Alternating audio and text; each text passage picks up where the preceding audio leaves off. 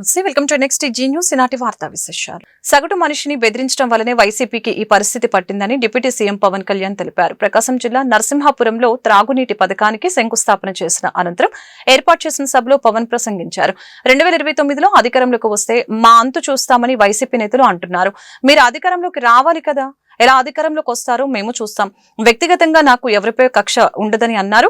గత ప్రభుత్వం జల్ జీవన్ మిషన్ ని పట్టించుకోలేదు. రౌడీజం, గుండాయిజంతో భయపెట్టి వేధించారు. మంచినీరు అందించాలన్న ధ్యాస కూడా గత పాలకులకు లేదు. ప్రకాశం జిల్లాలో త్రాగునీటి సమస్య పరిష్కరించడమే ప్రధాన లక్ష్యంగా పెట్టుకున్నాము. వెలుగొండ ప్రాజెక్టుకి 4000 కోట్లు కావాలి.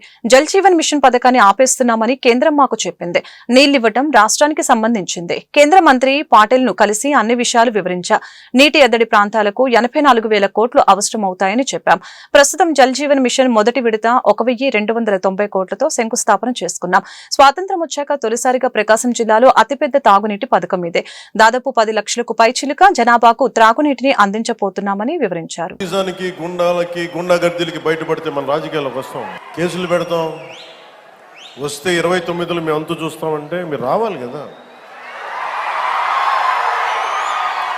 మీరు ఎలా వస్తారో మేము చూస్తాం. నాకు వారి మీద, వైసీపీ నాయకుల మీద ఈరోజు చెప్తున్నాను, మొదటి నుంచి చెప్తున్నాను, వ్యక్తిగతంగా నాకు ఎవరి మీద కక్ష ఉండదు. మనస్ఫూర్తిగా నా గుండెల మీద ఆత్మసాక్షిగా చెప్తా, నాకు ఎవరి మీద కోపం ఉండదు. కానీ మీరు సగటు మనిషిలో, ఈ దేశంలో ఉన్న సగటు మనిషికి, సగటు మధ్యతరగతి మనిషికి, సగటు రైతుకి, సగటు యువకుడికి, సగటు యువతకి మీరు కనుక భయభ్రాంతుల్ని క్రియేట్ చేస్తే దాన్ని ఎదుర్కొనే కదా ఇక్కడ దాకా వచ్చాం. 151 సీట్లు వచ్చినప్పుడు కదా, నేను 2 చోట్ల ఓడిపోయినప్పుడు కదా మేము ఎదుర్కొని బలంగా నిలబడింది. అంటే గుండెల్లో ఎంత దమ్ము ఉండాలి, రక్తంలో ఎంత వేడి ఉండాలి మీలాంటి వాళ్ళు తట్టుకోవాలంటే.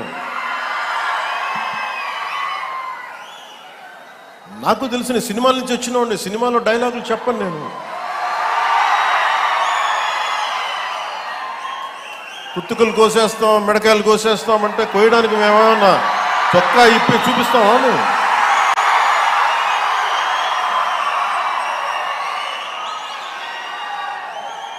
నేను సినిమాలో డైలాగులు చెప్పడానికి కూడా ఇబ్బంది పడతాం. సింహం గడ్డంగి తీసుకుంది, మేము గడ్డంగి తీసుకోలేదు. ఈ సరదాగా ఉంటాయి, మిమ్మల్ని చీరప్ చేయడానికో సరదాగా చేయడానికి. దరిద్రంగా ఉంటుంది. చూడండి, ఆలోచించండి. స్నానం చేయకుండా, మట్టి కొట్టుకుంటా, అంటే ఇవన్నీ ఏంటంటే సినిమాల్లో చెప్పిన డైలాగులు. అవి ఎందుకు చెప్తున్నానంటే సందర్భానుసారంగా చెప్తున్నాను. ఖచ్చితంగా మీరు అద్భుతమైన పాలన చేసి కనుక ఉండుంటే మీరు 11 సీట్లకు వచ్చేవాళ్ళు కాదు. మీరు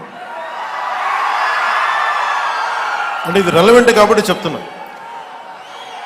ఇది కక్ష తీర్చుకునే ప్రభుత్వం కాదు. ఇది తప్పులు చేస్తే శిక్ష. ఆర్టిఫిషియల్ ఇంటెలిజెన్స్ ద్వారా భూ సమస్యల పరిష్కారానికి చర్యలు తీసుకుంటున్నట్లు రెవెన్యూ మంత్రి అనకాని సత్యప్రసాద్ వెల్లడించారు. వాట్సాప్ గవర్నెన్స్ ద్వారా సలహాలు ఇస్తున్నామని చెప్పారు. రెవెన్యూ శాఖపై సీఎం చంద్రబాబు సమీక్ష అనంతరం మీడియాతో మంత్రి మాట్లాడారు. భూములకు ఆధార్, సర్వే నెంబర్ల అనుసంధానంతో సమస్యల పరిష్కారానికి ప్రయత్నిస్తున్నట్లు చెప్పారు. గ్రీవెన్స్ ద్వారా వచ్చిన 4.63 లక్షల ఫిర్యాదుల్లో 3.99 లక్షల ఫిర్యాదులు పరిష్కరించినట్లు తెలిపారు. 59 చేయలేనటువంటి, సో అవి కూడా మేము వాళ్ళకి స్పీకింగ్ నోట్ ఇచ్చి ఎందుకు చేయలేకపోతున్నాం కూడా తెలిసే దిశగా కూడా మేము చేస్తా ఉన్నాం. రాబోయే రోజుల్లో కూడా భూ వివాదాలు, అలాగే భూ సమస్యలు అన్నీ కూడా ఏదైతే ఆధార్ లింకు, సర్వే నంబర్ లింక్తో సహా, ఈ సర్వే నంబర్ నొక్కితే ఈ సర్వే నంబర్లో ఈ భూమి ఎవరిది, ఎందుకు ఉంది, లేదా ఏ వివాదం ఉంది అన్నీ కూడా వచ్చే విధంగా కూడా మేము ఆర్టిఫిషియల్ ఇంటెలిజెన్స్ అలాగే అవసరమైనటువంటి టెక్నాలజీ అంతా కూడా వాడి అందరూ కూడా ఒక వే ఫార్వర్డ్ కూడా పెట్టుకుని మేము ముందుకు వెళ్తా ఉన్నాం. మరి ముఖ్యంగా అందరూ చూస్తూ ఉన్నారు ఈ ఫ్రీ హోల్డ్ గురించి. జియోఎం దాదాపుగా చాలాసార్లు ఒక 20 గంటలు, అంటే 4 మీటింగుల్లో చాలాసేపు సుదీర్ఘంగా చర్చించింది. ఫ్రీ హోల్డ్ అనేది పేదలకి లబ్ధి పొందాలి, దాని మంచి రూపకల్పన చేస్తే బాగుంటుంది. 10 అంశాలు మేము గౌరవ CCLA మేడం అవ్వచ్చు, మా ఇతర అధికారులు వచ్చి అడిషనల్ సీసీఎల్ వచ్చి అందరం కూడా దాని మీద ఒక 10 అంశాల మీద, ఎందుకంటే కొన్ని డిఫరెంట్ వేస్ ఉన్నాయన్నమాట. అంటే నో ప్రూఫ్ ఆఫ్ అసైన్మెంట్ అవ్వచ్చు, eligible for free hold but correct proceeding లేకపోవచ్చు, లేకపోతే వాటర్ కోర్స్ పోరంపోవచ్చు. అలాంటివన్నీ కూడా అంటే 10 క్లాసిఫికేషన్స్ మేము గమనించాము. ఎన్నెన్ని ఎకరాలు ఉన్నాయి, ఏమున్నాయని.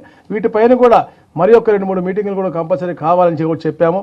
సో దీనిపైన జిఓఎం అంతా కూడా టోటల్ రిపోర్ట్ తీసుకుని October 2 కల్లా గౌరవ ముఖ్యమంత్రి గారి దృష్టికి తీసుకురమ్మన్నారు. అప్పుడు వారు దాని యొక్క అంటే ఒక సంపూర్ణమైనటువంటి ఒక కార్యాచరణ రూపకల్పన చేసుకుని వే ఫార్వర్డ్ ఆ రోజు డిసైడ్ చేద్దామని చెప్పారు. సో అది కూడా అంటే పేదవాడికి లబ్ధి పొందే విధంగా, వ్యాపారస్తులకు కాకుండా పేదవాడికి లబ్ధి పొందాలా, గవర్నమెంట్ ఉపయోగపడాలా. ఎందుకంటే గవర్నమెంట్ కూడా బోల్డని అవసరాలు ఉన్నాయి. సో గవర్నమెంట్ కూడా కొంటా ఉంది. సో ఒక అవసరమైతే పేదవాడి దగ్గర అదే రేటుకి గవర్నమెంట్ తిరిగి కొనే విధంగా, ఎందుకంటే ఆల్రెడీ ఈ పేదవాడికి మంచి చేయాలని కోరుతా ఉన్నాం కాబట్టి ఆ ఏదో డబ్బులు ఏదో గవర్నమెంట్ ఇచ్చి కొనే విధంగా కూడా ఒక ఆలోచన కూడా వచ్చింది మాకు. తప్పకుండా ఒక పాజిటివ్ వాతావరణంలో ఇలాంటి కార్యక్రమాలన్నీ కూడా చేస్తూ ఉన్నారు.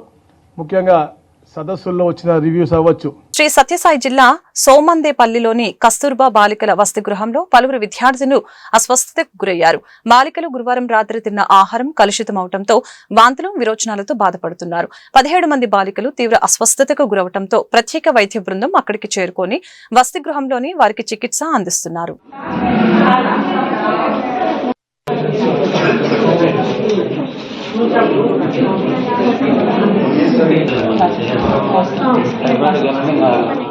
to 250 మెంబర్స్ ప్రజెంట్ అయినారు. వాళ్ళల్లో ఎర్లీ మార్నింగ్ ఈరోజు 7:30 నుంచి ఒక 17 మంది పిల్లలు మాత్రము కొంచెం కడుపు నొప్పి ఉందని, అదేవిధంగా ఒక 2 సార్లు లూజ్ మోషన్స్ అయినాయని వెంటనే వాళ్ళ కేర్ టేకర్కి చెప్పడము, వాళ్ళ ద్వారా మా పిహెచ్సి మెడికల్ ఆఫీసర్ ఇక్కడికి రావడం జరిగింది. ఇక్కడికి వచ్చిన తర్వాత అందరినీ ఎగ్జామిన్ చేస్తే ఒక 7 మంది పిల్లలకి మాత్రము చిన్నగా మైల్డ్ సిమ్టమ్స్ ఉన్నందువల్ల నోటి ద్వారా వేసుకోవడానికి అంటే ఓరల్ ట్రీట్మెంటే సరిపోయింది. కేవలం టాబ్లెట్స్, ఓఆర్ఎస్తోనే వాళ్ళు స్టేబుల్గా.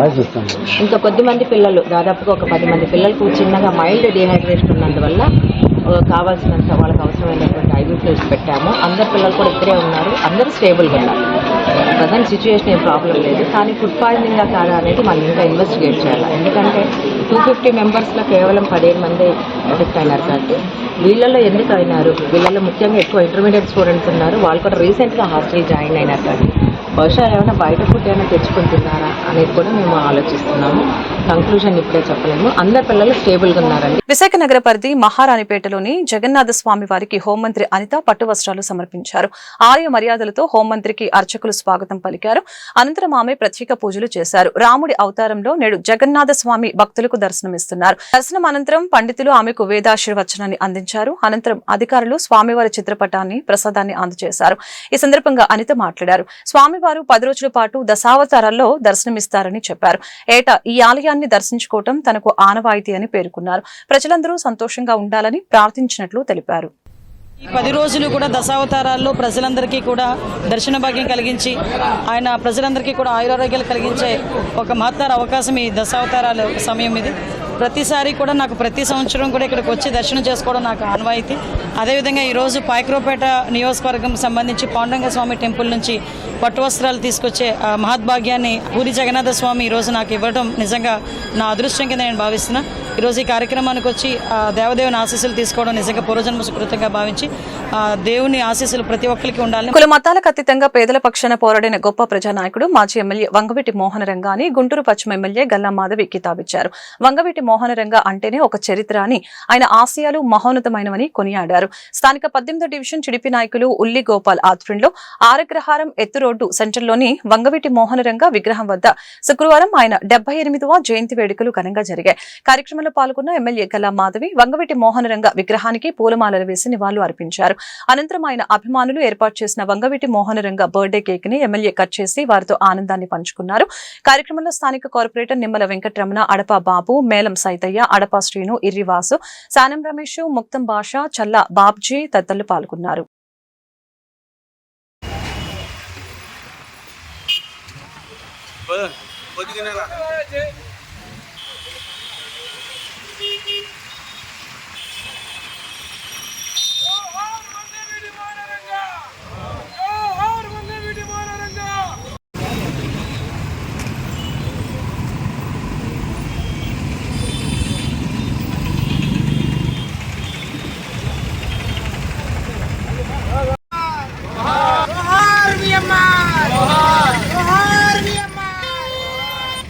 మన్యం వీరుడు అల్లూరి సీతారామరాజు జయంతి కార్యక్రమం గుంటూరు నా సెంటర్లోని ఆయన విగ్రహం వద్ద ఘనంగా జరిగింది.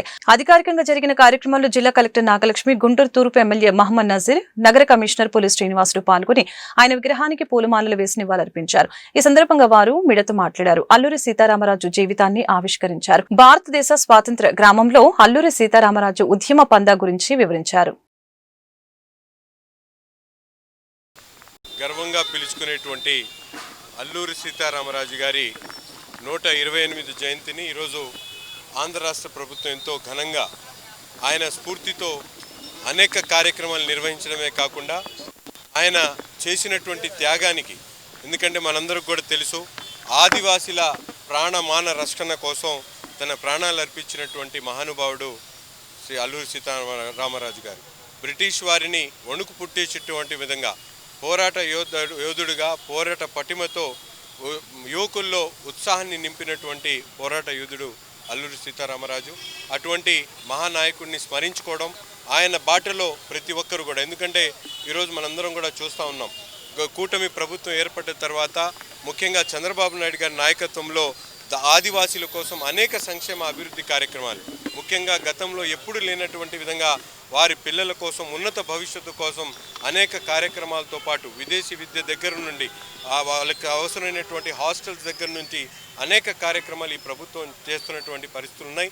అంతేకాకుండా ఆదివాసీ గ్రామాల కోసం అనేక రోడ్లు నిర్మించేటువంటి ఒక కార్యక్రమాన్ని కూడా ఈరోజు ప్రభుత్వం ఎంతో ప్రతిష్టాత్మకంగా తీసుకొని ఎక్కడ కూడా ఆదివాసీలకు లోటు లేకుండా చూసుకునేటువంటి ఏర్పాట్లు చేస్తూ ఆయన స్మరించుకుంటూ ఆయన స్ఫూర్తితో ముందుకు సాగుతున్నటువంటి ఈ ప్రభుత్వాన్ని ప్రతి ఒక్కరు కూడా ఆశీర్వదించాలని, అలాగే రాబోయేటువంటి తరాల్లో కూడా మన అల్లూరి సీతారామరాజు గారిని గుర్తించుకునేటువంటి విధంగా ఆయన్ని స్మరించుకుంటూ ఇటువంటి కార్యక్రమాల్ని మరింత జిల్లాలో రాజమండ్రి దగ్గర పుట్టి తర్వాత ఆయన మనకి ఏదైతే అడవి ప్రాంతం ఉందో, అరకు ఏరియా ఉందో, అక్కడ ట్రైబల్ రైట్స్ కోసం ఎప్పుడైతే బ్రిటిష్ వారు మెడ్రాస్ ఫారెస్ట్ యాక్ట్ అనే చట్టం తీసుకొచ్చారో దానికి వ్యతిరేకించి, ఎందుకంటే ఫారెస్ట్ రైట్స్ అన్నీ కూడా ట్రైబల్స్ అఫెక్ట్ అవుతున్నాయని చెప్పి ఆయన దానికి అగేన్స్ట్ ఫైట్ చేయడం జరిగింది. 1922లో రంపా రిబెలియన్ కూడా మనకి ఇండిపెండెన్స్ స్ట్రగుల్లో ఒక చాలా పెద్ద యుద్ధము. ఎస్పెషల్లీ ట్రైబల్స్ పార్టిసిపేట్ చేసిన యాక్టివిటీస్లో చాలా గొప్పగా చెప్పుకునే ఒక రిబెలియన్ అది. సో ఇట్లాంటి వేరియస్ కార్యక్రమాల్లో ఆయన పాల్గొని ఉంటే ఫైనలీ ఆయన యాక్టివిటీస్ నచ్చక బ్రిటిష్ గవర్నమెంట్ ఆయనని ఎట్లాగన్నా పట్టుకోవాలనే ఉద్దేశంతో ఆయనని పట్టుకుంటే క్యాష్ ప్రైజ్ అనౌన్స్ చేసి ఇట్లా వేరియస్ ప్రోగ్రామ్స్ చేసి ఆయనని పట్టుకోవడానికి ట్రై చేసి ఫైనలీ ఎగ్జిక్యూట్ చేయడం జరిగింది. సో మనం ఇట్లా ఇండిపెండెన్స్ స్ట్రగుల్లో చాలా లీడర్స్ పార్టిసిపేట్ చేసినప్పటికీ డిఫరెంట్ సెక్షన్స్ని కూడా రిప్రజెంట్ చేసి పార్టిసిపేట్ చేసిన లీడర్స్లో ఖచ్చితంగా మనకి అల్లూరి సీతారామరాజు గారిని అందరినీ కూడా ఇవాళ గుర్తుపెట్టుకోవాలి. ఇదే సందర్భంగా ఇవాళ మనం దాన్ని ఆయనని స్ఫూర్తిదాయకంగా తీసుకొని especially tribals, STs related issues sort out చేయడానికి అందరూ కూడా ముందుకు రావాలి. రాష్ట్ర ప్రభుత్వం అధికారికంగా మరి అల్లూరి సీతారామరాజు గారి యొక్క జయంతి ఉత్సవాలు జరపాలని పిలుపునివ్వటం, దానిలో భాగంగా ఈరోజు మన నా సెంటర్లో ఉన్నటువంటి అల్లూరి సీతారామరాజు గారి విగ్రహానికి పూలమాలలేసి కలెక్టర్ గారు, ఆనరబుల్ ఎమ్మెల్యేలందరూ కూడా నివాళులు అర్పించడం జరిగింది. ముఖ్యంగా అల్లూరి సీతారామరాజు గారు అంటే మనకు గుర్తొచ్చేది ఒక పోరాట పటిమ కలిగిన నాయకుడు. ముఖ్యంగా అందరూ చెప్పినట్లు గిరిజనుల యొక్క హక్కులు కాలరాయబడి బ్రిటిష్ వారి ప్రభుత్వంలో ముఖ్యంగా వారిని వేధింపులు గురి చేస్తున్న తరుణంలో ఈయన అతి తక్కువ వయసులో దేశాటన చేసి చాలా మరి విద్య అభ్యసించి వారి యొక్క హక్కులు కాలరాస్తున్నారు బ్రిటిష్ వారిని తెలుసుకొని అక్కడికి వచ్చి వాళ్ళలో మమేకమయ్యి వాళ్ళందరినీ కూడా ఒక తాటి మీద తీసుకొచ్చి బ్రిటిష్ వారి మీద తిరగబడి వాళ్ళని చాలా ముప్పుదిప్పలు పెట్టినట్టు సందర్భాలు మన హిస్టరీలో చూసాం. సో వారి స్ఫూర్తినిగా తీసుకొని తదనంతరం కూడా స్వాతంత్ర పోరాటంలో ఇండియాలో చాలామంది వారిని స్ఫూర్తిగా తీసుకొని కూడా బ్రిటిష్ వాళ్ళ మీద తిరగబడ్డ సందర్భాలు కూడా చూసాం. సో అట్లాంటి మహానుభావుడిని మనం ఈరోజు స్మరించుకుంటూ ఏపీ మాజీ ముఖ్యమంత్రి తమిళనాడు మాజీ గవర్నర్ కొనిచేటి రోసయ్య 92వ జయంతి కార్యక్రమం గుంటూరు నా సెంటర్లో ఆర్యవైశ్య సంఘాల ఆధ్వర్యాన శుక్రవారం ఘనంగా జరిగింది. ఈ సందర్భంగా ఆయన విగ్రహానికి గుంటూరు తూర్పు ఎమ్మెల్యే మహమ్మద్ నజీర్ పూలమాలలు వేసి ఘనంగా నివాళులర్పించారు. అనంతరం ఆయన మీడియాతో మాట్లాడారు. కొనిచేటి రోసయ్య జీవితాన్ని ఆవిష్కరించారు. గ్రామస్థాయి రాజకీయాల నుంచి కొనిచేటి రోసయ్య జీవితం ప్రారంభించి ముఖ్యమంత్రిగా గవర్నర్గా ఎదిగారని కితాబిచ్చారు. కార్యక్రమంలో ఆర్యవైశ్య సంఘం నాయకులు కొనకల్ల సత్యం, అరవపల్లి శ్రీనివాసు, గుడివాడ రవి తదితరులు పాల్గొన్నారు. రీయింబర్స్మెంట్ బకాయిలను తక్షణమే విడుదల చేయాలని ఏఏఎస్ఎఫ్ రాష్ట్ర ప్రధాన కార్యదర్శి బందెల నాజర్జీ డిమాండ్ చేశారు. అలాగే పెండింగ్ లో ఉన్న స్కాలర్షిప్లు చెల్లించాలని విజ్ఞప్తి చేశారు. పీజీ విద్యార్థులకు శాపంగా మారిన జీవో నెంబర్ 77ను రద్దు చేయాలని అన్నారు. విద్యార్థుల సమస్యల్ని పరిష్కరించాలని కోరుతూ ఏఏఎస్ఎఫ్ ఆధ్వర్యంలో గుంటూరు కొత్తపేట భగత్ సింగ్ విగ్రహం వద్ద శుక్రవారం నిరసన ప్రదర్శన జరిగింది. ఈ సందర్భంగా నాజర్జీ మాట్లాడుతూ యువగలం పాదయాత్రలో నారా లోకేష్ విద్యార్థులకు ఇచ్చిన హామీలను తక్షణమే అమలు చేయాలని అన్నారు. రాష్ట్ర బడ్జెట్లో నిధులు కేటాయింపులు జరిగినప్పటికీ నేటికి విద్యార్థుల ఖాతాల్లో ₹1 కూడా జమ కాలేదని ఆరోపించారు. ఇప్పటికైనా ప్రభుత్వం వైఖరి మార్చుకోకపోతే జూలై 11వ తేదీన ఏఏఎస్ఎఫ్ ఆధ్వర్యంలో రాష్ట్ర వ్యాప్తంగా జిల్లా కలెక్టర్ కార్యాలయాల వద్ద ధర్నా కార్యక్రమం చేపడుతున్నట్లు ప్రకటించారు. ఈ కార్యక్రమంలో ఏఏఎస్ఎఫ్ జిల్లా ప్రధాన కార్యదర్శి బి యశ్వంత్ పాల్గొన్నారు. బందెల నాసర్జీ ఏఐఎస్ఎఫ్ రాష్ట్ర ప్రధాన కార్యదర్శి ఈరోజు అఖిల భారత విద్యార్థి సమాఖ్య ఏఐఎస్ఎఫ్ ఆధ్వర్యంలో రాష్ట్ర వ్యాప్తంగా పెండింగ్లో ఉన్న ఫీజు రియంబర్స్మెంట్ స్కాలర్షిప్ బకాయిలను విడుదల చేయాలని చెప్పని రాష్ట్ర వ్యాప్తంగా నిరసన కార్యక్రమం చేపడతా ఉన్నాం. ప్రధానంగా నారా లోకేష్ గారు యువగలం పాదయాత్రలో మేము అధికారంలోకి వచ్చిన వెంటనే తొందరగానే మొట్టమొదటిగా విద్యార్థులకు రియంబర్స్మెంట్ స్కాలర్షిప్ బకాయిలను విడుదల చేసి ప్రతి ఒక్క పేద విద్యార్థి చేతిలో సర్టిఫికేట్లు ఇప్పించే పూచి ఈ నారా లోకేష్ హామీ ఇచ్చారు. అధికారంలోకి వచ్చారు. కేవలం 4 నెలలు 6 నెలల తర్వాత 600 కోట్లు విడుదల చేసి చేతులు దులుపుకున్నారు. దాన్ని ఏఐఎస్ఎఫ్గా పూర్తి ఖండిస్తూ ఉన్నాం. ఇటీవల బడ్జెట్ సమావేశాల్లో నాటికి ఈ రాష్ట్రంలో 3,900 కోట్ల రూపాయలు ఫీజు రియంబర్స్మెంట్ బకాయిలు ఉంటే 2,600 కోట్ల రూపాయలు కేటాయించారు. కేటాయింపుగా మిగిలిపోయింది తప్ప రాష్ట్రంలో ఎక్కడ ఒక్క రూపాయి కూడా ఏ విద్యార్థి జమ కాలేదు. దాదాపు 10 లక్షల మంది పైగా పేద వర్గాల విద్యార్థులు బీటెక్లు డిగ్రీలు చదువుకొని సర్టిఫికేట్లు లేక రోడ్ల మీద తిరుగుతూ ఉన్నారు. ర్యాపిడోల్లో జొమాటోల్లో పనిచేసుకుంటూ ఉన్నారు.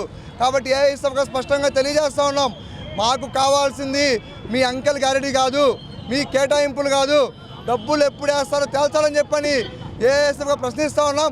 అదేవిధంగా గత ప్రభుత్వం జీవో నెంబర్ 77 తీసుకొచ్చి పీజీవి చదువుకోవాలంటే గుంటూరు పశ్చిమ నియోజకవర్గాన్ని పర్యావరణ హిత పరిశుభ్ర నియోజకవర్గంగా తీర్చిదిద్దుతామని ఎమ్మెల్యే గల్లా మాధవి తెలిపారు. ఈ బృహత్తర యజ్ఞంలో అధికారులు ప్రతినిధులతో పాటు ప్రజలను భాగస్వామ్యం చేస్తామని చెప్పారు. శుక్రవారం నగరపాలక సంస్థ కౌన్సిల్ సమావేశ మందిరంలో గుంటూరు పశ్చిమ ఎమ్మెల్యే గల్లా మాధవి నగర కమిషనర్ పులి శ్రీనివాసులతో కలిసి పశ్చిమ నియోజకవర్గంలో కార్పొరేటర్లు, ప్రజారోగ్య కార్యదర్శులు, ఇన్స్పెక్టర్లతో పారిశుద్ధ్యం మెరుగు కోసం ప్రత్యేక సమావేశం నిర్వహించారు. అనంతరం ఎమ్మెల్యే గల్లా మాధవి నగర కమిషనర్ పులి శ్రీనివాసులు మీడియాతో మాట్లాడారు. ప్రస్తుతం నగరంలో పారిశుద్ధ్య సమస్య తీవ్రంగా ఉందని, దీనిని పరిష్కరించేందుకే సమావేశం ఏర్పాటు చేశామని చెప్పారు. ఉన్నత స్థాయిలో జరుగుతున్న నిర్ణయాలు క్షేత్రస్థాయిలో అమలు కాకపోవడం వలన ప్రజలు పారిశుద్ధ్యం పట్ల సంతృప్తిగా లేరని చెప్పారు. డివిజన్ల వారీగా కార్మికులు పారిశుద్ధ్య నిర్వహణ పనిముట్ల కొరత కూడా గుర్తించామని, సదరు అవసరాలని తీర్చే విధంగా పక్కా యాక్షన్ ప్లాన్ తో ముందుకు సాగుతామని చెప్పారు. విధి నిర్వహణలో జవాబుదారీతనం పెంచేలాగా కమాండ్ కంట్రోల్ రూమ్ ద్వారా పర్యవేక్షణ విధానం దోహదపడుతుందని చెప్పారు. రానున్న నెల రోజుల్లో నియోజకవర్గంలో పారిశుద్ధ్య పనుల్లో మార్పు ఉంటుందని చెప్పారు. అలాగే పశ్చిమ నియోజకవర్గంలో 1,00,000 మొక్కలు నాటే లక్ష్యంతో ఇప్పటికే ఆయా ప్రాంతాలను కూడా గుర్తించామని అన్నారు. ప్లాస్టిక్ నిషేధంపై కూడా జీఎంసీ ప్రత్యేక దృష్టి పెడుతుందని అన్నారు.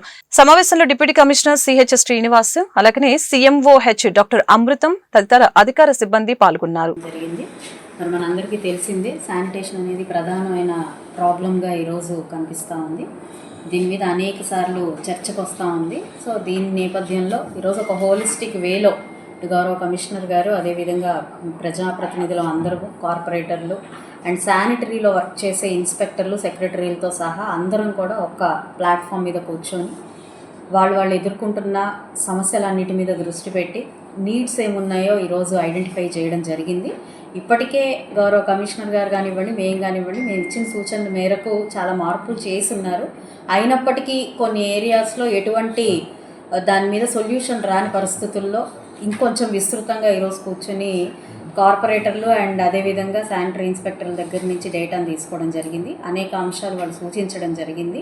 వర్కర్లు దాదాపుగా ప్రతి డివిజన్లో కూడా కొంత నీడ్ ఉంది. అక్కడ 1-2 మినహాయిస్తే చాలా వరకు డివిజన్స్లో వర్కర్స్ నీడ్ని గమనించడం జరిగింది. అదేవిధంగా కొన్ని చాలా స్వల్పమైన డివిజన్స్లో మాత్రమే కాస్త ట్రాక్టర్స్ కానీ కాంపాక్ట్ బిన్స్ కానీ అవసరమైన పరిస్థితి కనపడతా ఉంది. అండ్ మేజర్గా ప్రధానంగా ఇక్కడ ఇన్ని మంది వర్కర్స్ ఉన్నప్పటికీ కూడా వాళ్ళ దగ్గర నుంచి ఒక యాక్టివ్ మోడ్లో వర్క్ లేకపోవడం వల్ల మాత్రమే చాలా వరకు శానిటేషన్ అనేది చాలా పూర్గా కనిపిస్తూ ఉంది. దానికోసం కూడా గౌరవ కమిషనర్ గారు ఒక మానిటరింగ్ హెడ్ క్వార్టర్స్ ఒకటి పెడతామన్నారు.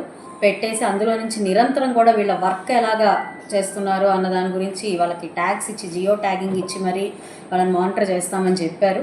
సో అది కూడా చూడాల్సి ఉంది. ఈ నెల చివరికల్లా కూడా ఇదంతా కూడా స్ట్రీమ్ లైన్ చేసి యావత్ నియోజకవర్గ స్థాయిలో పూర్తిగా శానిటేషన్ని ఒక లైన్లోకి తీసుకొచ్చే ప్రయత్నం చేస్తామని చెప్పడం జరిగింది. అందులో మరి ఇటు కమర్షియల్ గార్బేజ్కి ఇటు హౌస్ హోల్డ్ గార్బేజ్కి ఏమాత్రం సంబంధం లేకుండా, అంటే ఆ వర్కర్స్కి దీనికి కూడా సంబంధం లేకుండా దేనికి దానిగా ఈరోజు డివైడ్ చేసి వర్కర్స్ని వర్క్ అసైన్ చేయడం జరిగింది. దానివల్ల కూడా చాలా వరకు మనకి ఈ శానిటేషన్ మీద ఒక సొల్యూషన్ రాబోతుంది. అదేవిధంగా డ్రైన్స్, మరి కొన్ని చోట్ల ప్రధానమైన మెయిన్ డ్రైన్స్లో సిల్టేషన్ కానివ్వండి, అండ్ మెయిన్ డ్రైన్స్ కొన్ని వేసుకోవాల్సిన అవసరం ఉండడం వల్ల కానివ్వండి, ఇంటర్నల్ డ్రైన్స్ అన్నీ కూడా చాలా ప్రెషర్ అయిపోయి అక్కడ నిరంతరం సిల్టేషన్ తీస్తున్నప్పటికీ కూడా అక్కడ సొల్యూషన్ రాని పరిస్థితి. ఈ రైనీ సీజన్ దృష్టిలో పెట్టుకొని ఒక 5 లక్షల మొక్కలు మనము నాటాలని నిర్ణయించుకున్నాం. 5 లక్షల్లో ఇప్పటి వరకు దాదాపు 33,000 మొక్కలు మనం వరల్డ్ ఎన్విరాన్మెంట్ డే కానీ ఇప్పుడు జరుగుతున్న దాని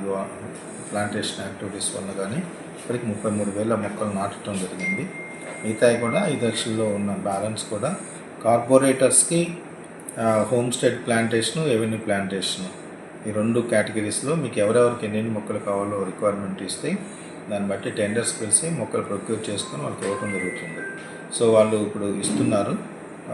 నెక్స్ట్ ఫ్యూ డేస్లో టెండర్స్ కూడా వెళ్ళి మిగతా మొక్కలు కూడా ప్రొక్యూర్ చేసుకుని 5 లక్షల మొక్కలు అన్ని రకాల ఎక్కడ కూడా ఫుల్ ఆఫ్ గ్రీనరీ ఉండాలి 6 నెలల్లో ఎన్ని బతికి పెద్ద అయిన తర్వాత అట్లా ప్లాన్ చేస్తున్నాం.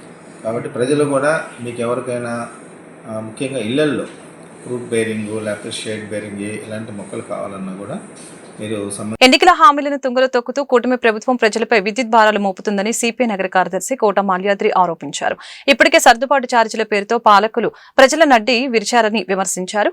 ఇది చాలదన్నట్లుగా రాష్ట్రంలో విద్యుత్ ఛార్జీల పెంపు, స్మార్ట్ మీటర్ల అమలు, ఆదాని ఒప్పందాలపై ఆయన ఆగ్రహం వ్యక్తం చేశారు. గుంటూరు కొత్తపేట సిపిఐ జిల్లా కార్యాలయంలో ఏర్పాటు చేసిన మీడియా సమావేశంలో మాల్యాద్రి మాట్లాడారు. విద్యుత్ భారాలకు నిరసనగా జూలై 5వ తేదీన సిపిఐ ఆధ్వర్యంలో రాష్ట్ర వ్యాప్తంగా విద్యుత్ శాఖ కార్యాలయాల వద్ద నిరసనలు నిర్వహిస్తున్నట్లు తెలిపారు. ఈ కార్యక్రమాన్ని అన్ని వర్గాల ప్రజలు విజయవంతం చేయాలని పిలుపునిచ్చారు.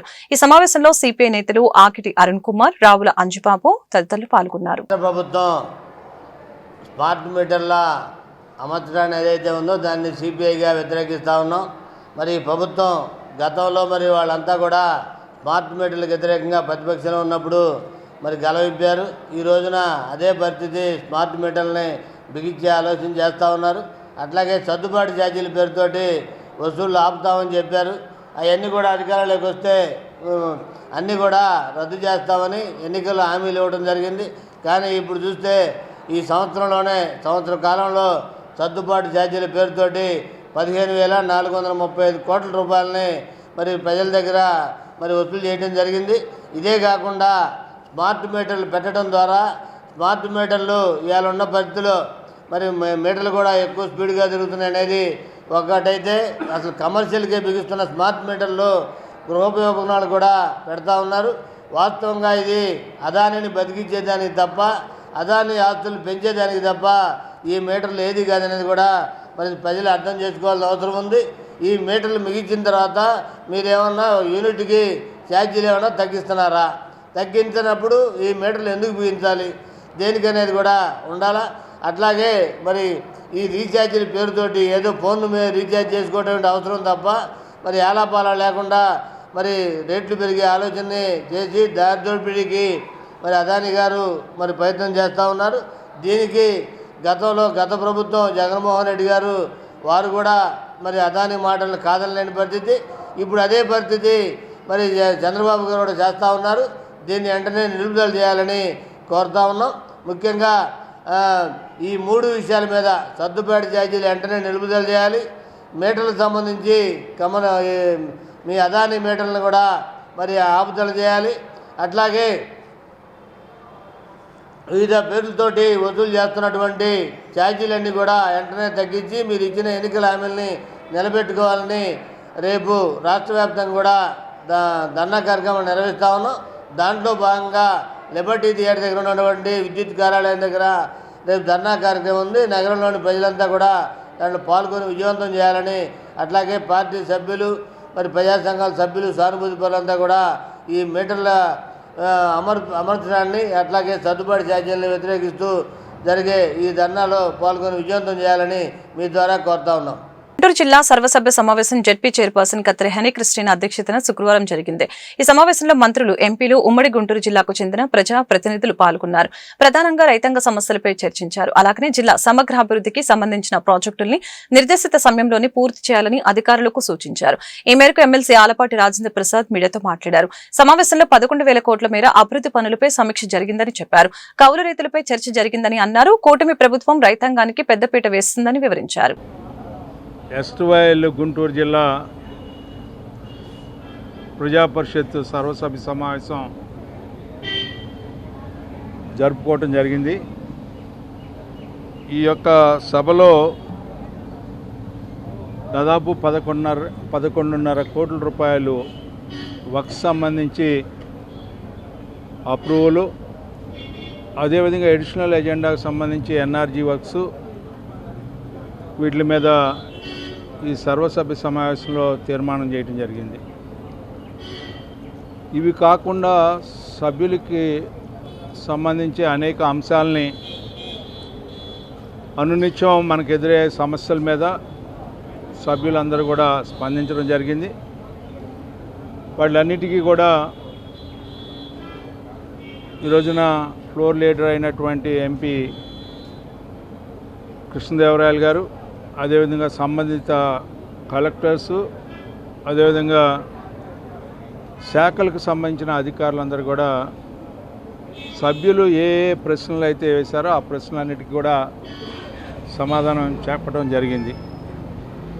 అంతేకాకుండా పల్నాడు ప్రాంతంలో కానీ, అదేవిధంగా గుంటూరు జిల్లా ప్రాంతంలో కానీ, బాపట్ల ప్రాంతంలో కానీ 17 నియోజకవర్గాల్లో ఏ వర్క్స్ జరుగుతున్నాయి, అంతేకాకుండా అభివృద్ధి కార్యక్రమాలు ఇంకా ఏ రకంగా చేపట్టారు. మరి ముఖ్యంగా ఖరీఫ్ సీజన్ స్టార్ట్ అయింది కాబట్టి రైతాంగం సంబంధించినటువంటి ఏ అయితే ఎరువులు ఉన్నాయో సఫిషియెంట్గా ఉన్నాయా లేవా, భూసార పరీక్షలు జరిగినాయా లేవా, అదేవిధంగా కౌలు రైతులకి పంట రుణాలని ఇచ్చే విషయంలో ఏ రకమైనటువంటి ప్రామాణికాలు తీసుకున్నారు, వీటన్నిటి మీద కూడా చర్చ జరగటం జరిగింది. అన్నిటికీ కూడా పాజిటివ్గా ఈ గవర్నమెంటు ప్రజల యొక్క సంబంధించినటువంటి ప్రజల విశ్వాసంతో, నమ్మకంతో గెలిచినటువంటి Andhra Pradesh medical and sales representatives union ఆధ్వర్యంలో జూలై 9వ తేదీన దేశవ్యాప్తంగా జరిగే సమ్మెను విజయవంతం చేయాలని రాష్ట్ర కమిటీ సభ్యులు సిహెచ్ ఫణీంద్ర కుమార్, సెక్రటరీ మల్లికార్జునరావు పిలుపునిచ్చారు. గుంటూరు సీసీఎం కార్యాలయంలో ఏర్పాటు చేసిన మీడియా సమావేశంలో వారు మాట్లాడారు. 4 లేబర్ కోడ్లను రద్దు చేయాలని, సేల్స్ ప్రమోషన్స్ ఎంప్లాయీస్ యాక్ట్ 1976ను యథాతథంగా అమలు చేయాలని డిమాండ్ చేశారు. సేల్స్ ప్రమోషన్ ఎంప్లాయీస్ కి చట్టబద్దమైన పని పద్ధతులు కల్పించాలని అన్నారు. మందుల ధరలు తగ్గించాలి, మందులు మరియు వైద్య పరికరాలపై జీఎస్టీని తొలగించాలని డిమాండ్ చేశారు. నకిలీ నాసిరకం మందులు తయారు చేస్తున్న ఫార్మా కంపెనీ యాజమాన్యులపై చట్టపరమైన చర్యలు తీసుకోవాలని కోరారు. సేల్స్ ప్రమోషన్ ఉద్యోగులతో సహా రిటైర్డ్ కార్మికులకు కనీసం పెన్షన్ 9,000 రూపాయలు నిర్ణయించాలని డిమాండ్ చేశారు. కార్యక్రమంలో రాష్ట్ర కమిటీ సభ్యులు సలీం అబ్దుల్, వైస్ ప్రెసిడెంట్లు ఏ వెంకటరత్నం, సతీష్, జాయింట్ సెక్రటరీలు అనిల్ కుమార్, కృష్ణప్రసాద్ తదితరులు పాల్గొన్నారు. Andhra Pradesh medical and sales representative union జిల్లా కార్యదర్శి గుంటూరు. మిత్రులారా, మేమందరం దేశవ్యాప్త సమ్మెకు జూలై 9వ తారీఖున వెళ్తున్నాం. ఈ కార్మిక సంఘాలు ఎఫ్ఎంఆర్ఐ ఇచ్చిన పిలుపు మేరకు మా న్యాయబద్ధమైన చట్టబద్ధమైన హక్కుల్ని డిమాండ్లుగా పొందుపరిచి మేము దేశవ్యాప్త సమ్మెను జయప్రదం చేయవలసిందిగా కోరుతున్నాం. ఈ డిమాండ్లు ఏంటంటే చేయాలని, 1976లో మాకు ఎస్పీ యాక్ట్ వచ్చింది, ఆ చట్టాన్ని అమలు చేయాలని, మెడికల్ రిప్రజెంటేటివ్స్కి చట్టబద్ధమైన పని పద్ధతులను కల్పించాలని, నకిలీ నాసిరకం మందులు తయారు చేసే వాళ్ళని కఠినంగా శిక్షించాలని, మందుల ధరలను తగ్గించాలని, అలాగే జీఎస్టీని ఎత్తివేయాలని, రిటైర్డ్ అయిన ఎంప్లాయీస్కి కనీసం పెన్షన్ 9,000 రూపాయలు ఇవ్వాలని, కనీస వేతనం 26,910 రూపాయలు ఇవ్వాలని, అలాగే 8 గంటల పని విధానాలను అమలు చేయాలని, విపరీతమైన సేల్స్ దాడులు గురి చేస్తూ వాళ్ళని భయభ్రాంతులకు గురి చేస్తూ వాళ్ళు ప్రాణాలు తీసుకునేలాగా చేస్తున్న యాజమాన్యాలు ఆ సేల్స్ ప్రైజెస్ని ఆపాలని, గోప్యతను హరించే విధంగా టెక్నాలజీ స్పేర్స్లో కొత్త పద్ధతులను తీసుకొస్తున్నారు మాది ఆపాలని, ఈ 11 న్యాయమైన డిమాండ్ల మీద మేము రేపు జూలై 9వ తారీఖున దేశవ్యాప్త సమ్మెకు వెళ్తున్నాం. మిత్రులారా, దీని అందరూ మిత్రులారా, నా పేరు ఫణీంద్ర, ఏపీఎంఎస్ఆర్ రాష్ట్ర కమిటీ సభ్యుడు. మనం జూలై 9వ తారీఖున అఖిల భారత కార్మిక సంఘాలు ఇచ్చినటువంటి పిలుపు మేరకు మా ఆల్ ఇండియా ఫెడరేషన్ FMRA అలానే రాష్ట్ర యూనియన్ అయినటువంటి APMSR Andhra Pradesh medical and sales representative ఆధ్వర్యంలో రేపు 9వ తారీఖున మేము జనరల్ స్ట్రైక్కి వెళ్ళబోతా ఉన్నాం. దానికి గల ప్రధాన కారణం ఈరోజు 44 కార్మికులకు అండగా ఉన్నటువంటి కార్మిక చట్టాలను పూర్తిగా నిర్వీర్యం చేస్తూ 4 లేబర్ కోడ్లుగా తీసుకొస్తున్నటువంటి కేంద్ర రాష్ట్ర ప్రభుత్వాలకు వ్యతిరేకంగా ప్రజలకు అండగా ఉండాల్సినటువంటి ప్రజల కోసమే పనిచేస్తున్నా ఉన్నటువంటి ప్రభుత్వాలు ఈ యాజమాన్యాలతో, ఈ కార్పొరేట్ కంపెనీలతో ములాఖత్ అయ్యి ఈరోజు ప్రజలకి హక్కులను పూర్తిగా కాలరేసేటటువంటి పరిస్థితులు ఉన్నాయి. దానిలో ఇందాక మా సెక్రటరీ గారు చెప్పినట్లు 11 న్యాయమైన డిమాండ్లతో మేము వెళ్తా ఉన్నాం.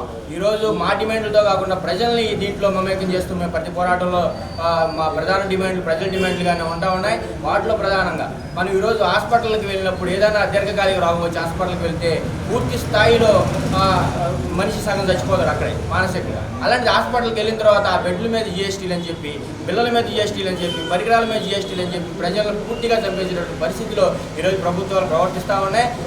నిరసన తెలిపే హక్కులపై ఆంక్షలను ఎత్తివేయాలని సిపిఎం జిల్లా కార్యదర్శి వై నేతాజీ, సిపిఐ జిల్లా కార్యదర్శి జంగల అజయ్ కుమార్ డిమాండ్ చేశారు. గుంటూరు సిపిఐ కార్యాలయంలో ఏర్పాటు చేసిన మీడియా సమావేశంలో వారు మాట్లాడారు.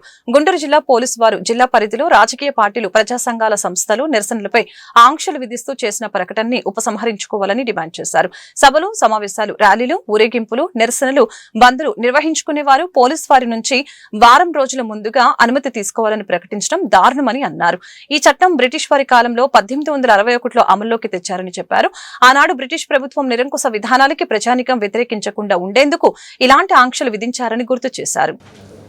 గత 5 ఏళ్ల పాటు జగన్ ప్రభుత్వం ప్రజల మీద, ప్రజా ఉద్యమాల మీద నిర్బంధం ప్రయోగించిందని, తాము అధికారంలోకి వస్తే కనుక ఫ్రెండ్లీ పోలీసింగ్ ఉంటారని చెప్పేసి, ఎలాంటి ఆంక్షలు విధించమని చెప్పేసి అనేటువంటి పదే ప్రకటించడం జరిగింది.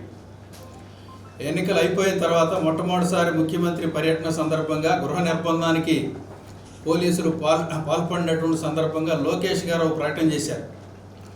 పోలీసు యంత్రాంగం పాత ప్రభుత్వ పద్ధతిలో నడిచిందని, దీనికి మేము కామ్రేడ్స్ అందరికీ సారీ చెప్తున్నామని చెప్పేసి, భవిష్యత్తులో అలాంటి సంఘటనలు పునరావృతం కాకుండా చూస్తామని చెప్పేసి అనేటువంటిది లోకేష్ హామీ ఇచ్చాడు. మొన్న గవర్నమెంట్ వార్షికోత్సవం జరుపుకుంది. వార్షికోత్సవం జరిపిన సందర్భంగా ఇప్పుడు మన ఎస్పీ గారు చేసినటువంటి ప్రకటన జగన్ ప్రభుత్వం కంటే మరింత ఎక్కువగా నిర్బంధం ప్రయోగించేటువంటి దానికి ఆస్కారం ఇచ్చేటువంటి విధంగా ఉంది. ఒక నిరసన తెలియజేయాలి అని చెప్పేసి అంటే ముందస్తు పర్మిషన్ తీసుకోవాలి అని చెప్పేసి అంటే, నిరసన తెలియజేయటం అనేటువంటిది అది ఒక బిడ్డ ఏడుపు లాంటిది. దాన్ని ఎవరో చెప్పి చేయటానికి అవకాశం లేదు. బాధ కలిగినటువంటి వాళ్ళు ఎప్పటికప్పుడు అక్కడికక్కడ నిరసనలు తెలియజేసేటువంటి పరిస్థితి ఉంటుంది. సుప్రీంకోర్టు కూడా ఇటీవల ఉద్యోగులకు కూడా ప్రభుత్వ పార్టీ నాయకుల సమావేశం జరిగింది. దీంట్లో ప్రధానమైనటువంటి అంశం, ఇటీవల ఎస్పీ గారు ఒక ప్రకటన విడుదల చేయడం అనేది జరిగింది. దాంట్లో జిల్లాలో, నగరంలో ప్రజా సమస్యలపైన, ఏదైనా సమస్యలపైన రాజకీయ పార్టీలు కానీ, ప్రజా సంఘాలు కానీ ఆందోళన కార్యక్రమాలు, ధర్నా కార్యక్రమాలు, ఇలాంటి నిరసన ఆందోళనలు ఏమి చేపట్టాలన్నా ఒక వారం రోజులు ముందు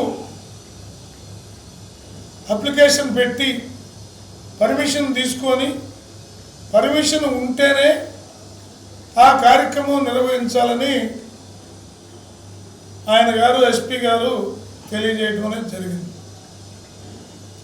ఇది పూర్తిగా అప్రజాస్వామికం. రెండోది, ఇప్పటి వరకు ఈ నగరంలో జిల్లాలో ఇలాంటి ఆంక్షలు ఏ అధికారి వచ్చినప్పటికి కూడా ఇలాంటి ఆంక్షలు పెట్టలేదు. అందువల్ల ముఖ్యంగా ప్రజా సమస్యలపైన, రైతాంగ సమస్యలపైన, కార్మికుల సమస్యలపైన, మహిళా సమస్యలపైన, యువజన విద్యార్థి సమస్యలపైన ఆందోళన నిర్వహించేటటువంటి పార్టీలు, ప్రజా సంఘాలు, ఎర్రజెండా పార్టీలు అంటే లెఫ్ట్ పార్టీలు, అలాగే వాటి ప్రజా సంఘాల ఆధ్వర్యంలో నిర్వహిస్తూ ఉంటాం. రైతన్న ఇబ్బంది పడుతూ ఉంటే రైతుకు అండగా నిలబడటం కోసం ఎమ్మెల్యే మహమ్మద్ నజీర్ ఆధ్వర్యంలో గుంటూరు తూర్పు నియోజకవర్గం 53 డివిజన్ పరిధిలో గల సంజీవయ్య నగర్ 1వ లైన్ రైల్వే ట్రాక్ నుంచి సుపరిపాలనలో తొలి అడుగు కార్యక్రమం ప్రారంభించారు. ఈ కార్యక్రమంలో టీడీపీ రాష్ట్ర కార్యనిర్వాహక కార్యదర్శి Chittabathini Srinivasa Rao, 51 division corporator Muppavarapu Bharathi, 53 division అధ్యక్షులు గుడిమెట్ల దయారత్నం మరియు కూటమి నాయకులు పాల్గొన్నారు. ఈ సందర్భంగా వారు మీడియాతో మాట్లాడారు. ఇంటింటికి తిరుగుతూ ప్రజల సమస్యల్ని అడిగి తెలుసుకున్నామని తెలిపారు. కూటమి ప్రభుత్వం అందిస్తున్న సంక్షేమ పథకాల గురించి ప్రజలకు వివరించామని తెలిపారు. ప్రజల నుండి విశేష స్పందన లభిస్తుందని ఆనందం వ్యక్తం చేశారు. గత ప్రభుత్వ హయాంలో ప్రభుత్వ ఉద్యోగులపై కక్ష సాధింపు చర్యలకు వైసీపీ పార్టీ పాల్పడిందని గుర్తు చేశారు. చంద్రబాబు నాయకత్వంలో అభివృద్ధి కార్యక్రమాలు, సంక్షేమ కార్యక్రమాలు 100% నెరవేరుస్తున్నారని చెప్పారు. ప్రజలు స్వచ్ఛందంగా మాకు రేషన్ కార్డులు కావాలి, ఇళ్ల స్థలాలు కావాలి, ఇల్లు కట్టించమని అడుగుతున్నారని తెలిపారు. కూటమి నాయకులు ప్రతి ఒక్కరూ సుపరిపాలనలో తొలి అడుగు కార్యక్రమంలో పాల్గొని ప్రజల సమస్యల్ని తెలుసుకుని వాటి పరిష్కారానికి కృషి చేయాలని కోరారు.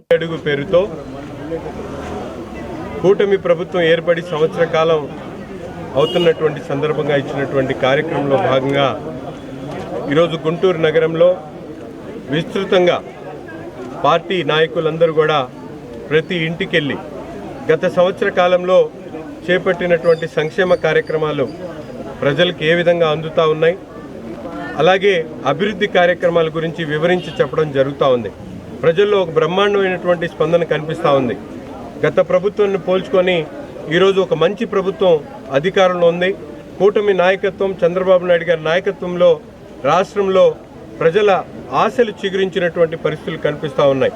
ప్రతి ఒక్కరూ కూడా నిర్భయంగా వారి సమస్యలను చెప్పుకుంటున్నటువంటి పరిస్థితులు ఈరోజు ప్రత్యక్షంగా చూస్తూ ఉన్నాం.